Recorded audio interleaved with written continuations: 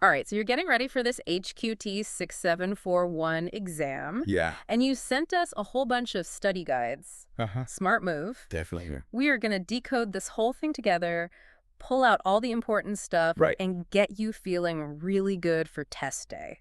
Yeah, passing this exam can really open some doors for you to some pretty amazing opportunities in IT and data management. Exactly. And we even have this HQT-6741 Dean.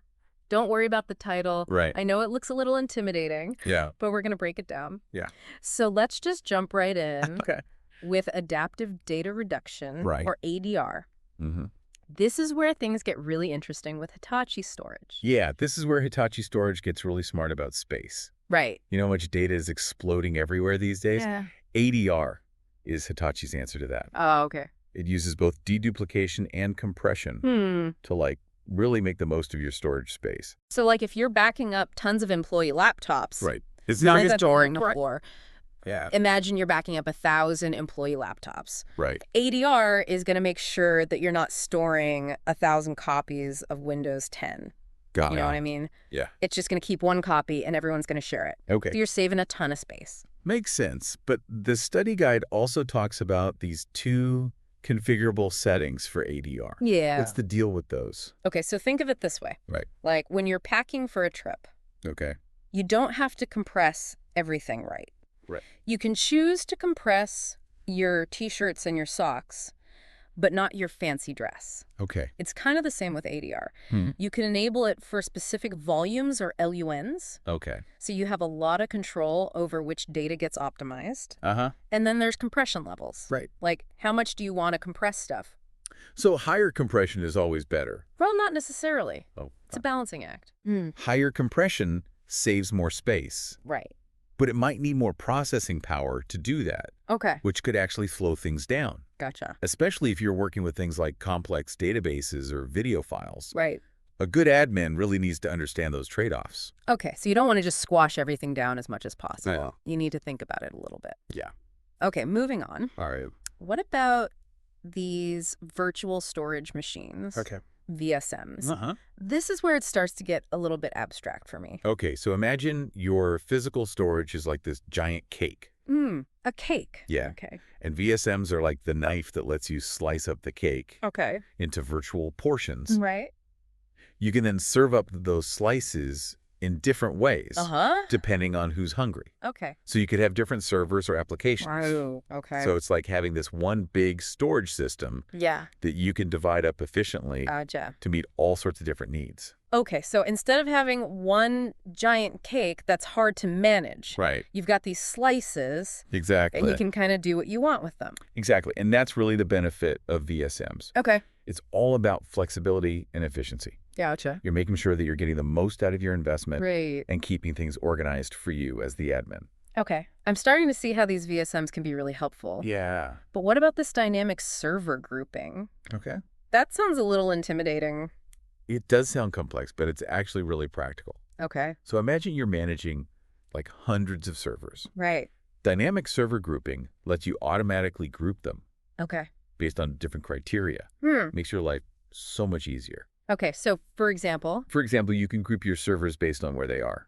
Oh, like geographically? Exactly. Okay. So if you've got servers in different regions or data centers, Right. really helpful. So you could group all the servers in your London data center together. Exactly, if they're doing different things. Yeah, exactly. Gotcha. Another example is grouping servers based on how much resources they're using. Okay. So let's say you've got a bunch of servers that are using a ton of CPU Right. or memory. You can group those together, Okay. keep an eye on them, and make sure things are running smoothly. So it's kind of like setting up alerts or flags Yeah, you could think of it that way. based on where the servers are Uh-huh. or how they're performing. It helps you stay organized Right. and on top of things so you don't get those late-night phone calls. Yeah, nobody wants that. Right. Okay, cool. Yeah. So dynamic server grouping. Yeah. Sounds pretty useful. It is. Okay, great. Yeah. Okay. I think I'm starting to feel like a real Hitachi storage pro, Uh-huh.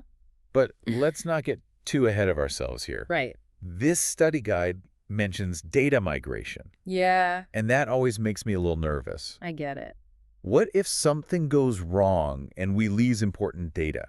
It's definitely stressful. Yeah. It's like I said, like moving a house full of really valuable stuff. Right. You got to be really careful. Yeah. But that's where the Hitachi Ops Center Administrator really comes in. Okay. It helps make sure that your data is consistent, Hmm. and it makes that risk of losing stuff during the move so much lower. So it's kind of like having a team of expert movers Exactly. who know how to handle all the fragile stuff. That's a great way to put it. Yeah. Okay. That makes me feel a little bit better. Good. But what about keeping an eye on everything? Monitoring. Yeah, storage monitoring. How does Hitachi Ops Center Administrator help with that? So think of it like a high-tech control panel. Okay. You can see in real time how everything's working, Okay. and you can spot problems before they get out of hand. Gotcha. And the study guide mentioned 2 key areas to really watch. Yeah. What are those? So first, you've got performance metrics, Okay. like IOPS and latency. Okay, IOPS, I remember that from the beginning. Right, so IOPS tells you how many operations your storage can handle every second. And latency is how long it takes for those operations to finish. Okay. So kind of like when you're checking your internet speed, Oh. you want high IOPS and low latency. So basically, we just want everything to be running really fast. Yeah, fast and smooth.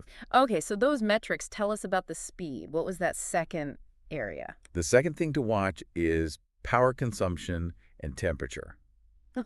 Yeah. Yeah, it might not seem as exciting as speed, Right. but super important to keep your hardware healthy.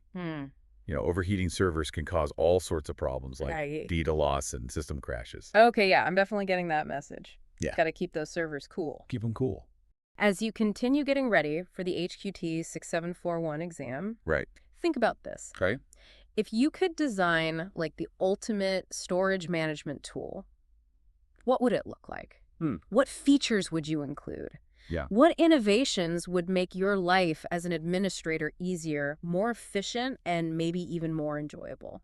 Interesting question. Yeah, keep those creative juices flowing. And best of luck on your exam.